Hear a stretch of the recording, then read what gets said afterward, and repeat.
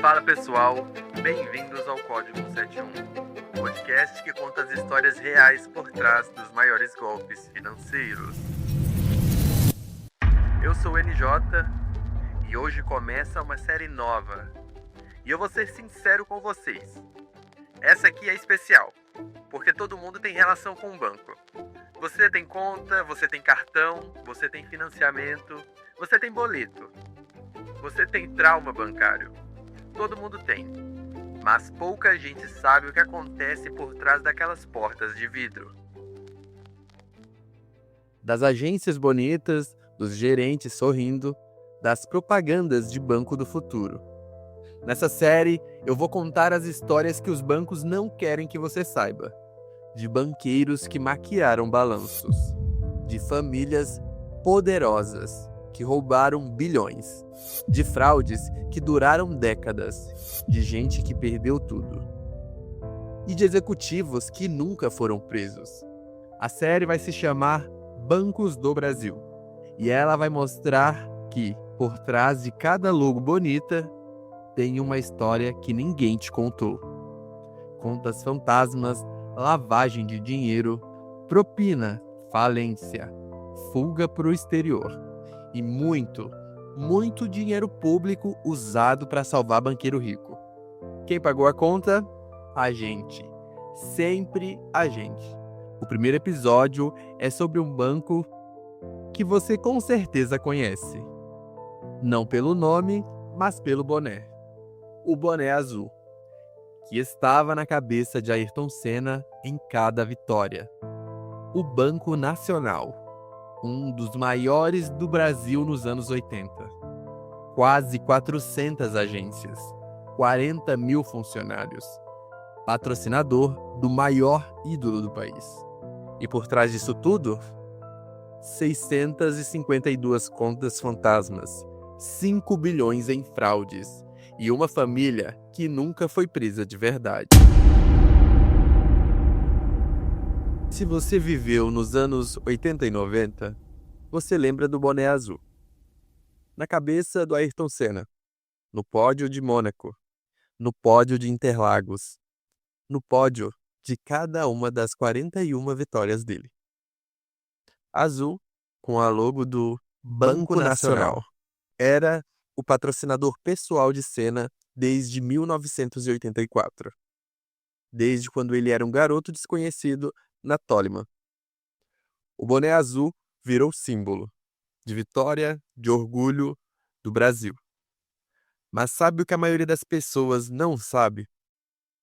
Enquanto Senna erguia troféus, o banco que estampava seu boné estava afundando em fraude. 5,36 bilhões. 652 contas fantasmas. Uma das maiores fraudes bancárias da história do Brasil. E quando a bomba estourou, Senna já tinha morrido fazia um ano. 1944. Belo Horizonte, Minas Gerais. 2 irmãos fundam um banco. José de Magalhães Pinto e Valdomiro de Magalhães Pinto. O nome, Banco Nacional de Minas Gerais. Capital inicial, 5 milhões de cruzeiros. Que na época era muito dinheiro. Só que o mais interessante não é o banco, é o José. José de Magalhães Pinto era advogado, economista e político. E muito bem conectado.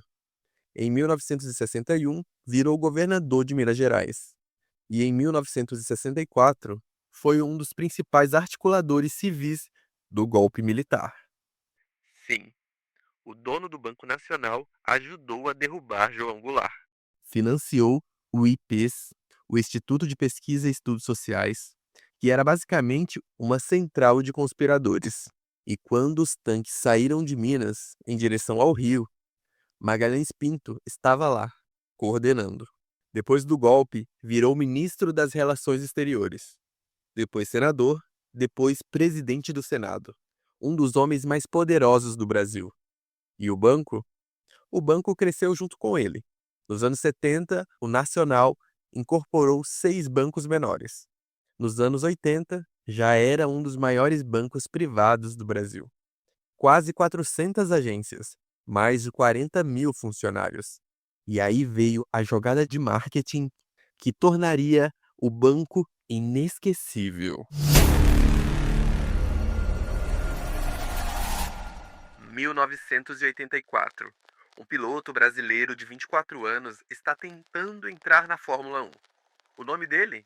Ayrton Senna da Silva. Ninguém conhecia. Ele corria por uma equipe pequena, a Toleman. Não tinha dinheiro, não tinha patrocinador grande. O Banco Nacional viu uma oportunidade e fechou um contrato de patrocínio pessoal com Senna.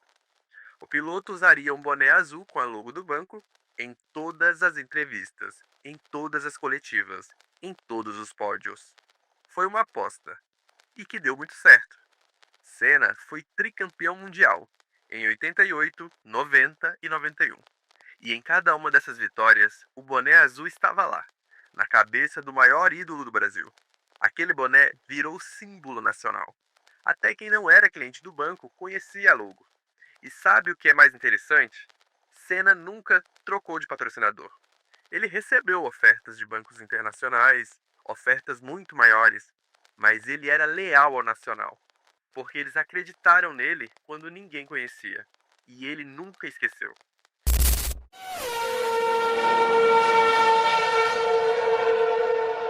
Primeiro de maio de 1994. Imola, Itália. Curva Tamburello. Ayrton Senna morreu. O Brasil parou e o boné azul virou relíquia. Hoje, custa em média R$ 150 numa loja oficial. E a renda vai para o Instituto Ayrton Senna. Mas o banco que criou esse símbolo não existe mais. E não foi por causa da economia. Foi por causa de fraude. Os problemas do Banco Nacional começaram em 1986. O fundador, José de Magalhães Pinto, já estava velho. Tinha deixado a política e quem comandava o banco agora era o filho, Marcos Magalhães Pinto. Nos anos 80, o Brasil vivia a hiperinflação. Plano Cruzado, Plano Bresser, Plano Verão. A economia era um caos. E muitos clientes do Nacional começaram a dar calote. Empréstimos que não foram pagos, dívidas que viraram pó. O banco estava perdendo dinheiro, e muito dinheiro. E aí, em vez de admitir o problema, a diretoria decidiu esconder. E a técnica era simples. Eles criaram contas fantasmas, 652 contas. Contas de clientes que não existiam, empréstimos que nunca foram feitos, pagamentos que nunca aconteceram. Mas nos balanços do banco, esses empréstimos apareciam como ativos saudáveis, como se fossem dinheiro bom. A maquiagem fazia o banco parecer sólido, lucrativo e confiável, enquanto na realidade estava afundando. E isso durou quase 10 anos. 10 anos enganando o Banco Central, 10 anos enganando os acionistas, 10 anos enganando os clientes. Enquanto isso, Senna ganhava corridas, o boné azul brilhava na TV e ninguém desconfiava de nada. Setembro de 1995. Senna já tinha morrido fazia 1 ano e meio. E o Banco Central começou a perceber que tinha algo errado. O Nacional estava com problema de liquidez, não tinha dinheiro em caixa e algo não batia. Os auditores do Banco Central entraram no banco e começaram a cavar. E acharam tudo. As 652 contas fantasmas, os empréstimos fictícios, a maquiagem de quase toda uma década. O rombo? 5,36 bilhões. Na época, era a maior fraude bancária da história do Brasil. 18 de novembro de 95. O Banco Central decretou o RAET, Regime de Administração Especial Temporária, que é o jeito educado de dizer que o banco quebrou. A notícia se espalhou e começou a corrida aos caixas. Milhares de clientes queriam sacar o dinheiro, mas não tinha dinheiro para todo mundo. O Nacional foi o primeiro banco a receber recursos do PROE, o Programa de Socorro a Bancos criados pelo governo FHC. O Unibanco assumiu parte boa do banco, se é que tinha parte boa. E o governo emprestou 7,2 bilhões para garantir os depósitos dos clientes. Dinheiro público para limpar a sujeira de uma família de banqueiros. E o que aconteceu com os responsáveis? José de Magalhães Pinto, o fundador, morreu em 96, um ano depois da quebra. Ele nunca foi processado. O estádio do Mineirão continua com o nome dele. E Marcos Magalhães Pinto, o filho, em 1997, o Ministério Público denunciou 33 executivos, incluindo Marcos.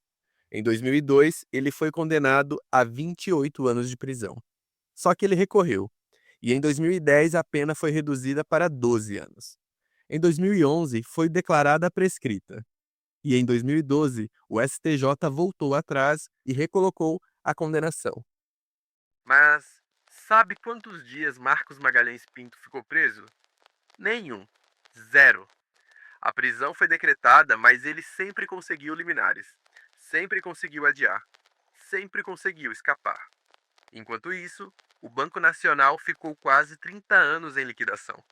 Só agora, em 2024, o processo foi encerrado. 30 anos para fechar um banco que quebrou em 95. O boné azul do Senna ainda é vendido até hoje.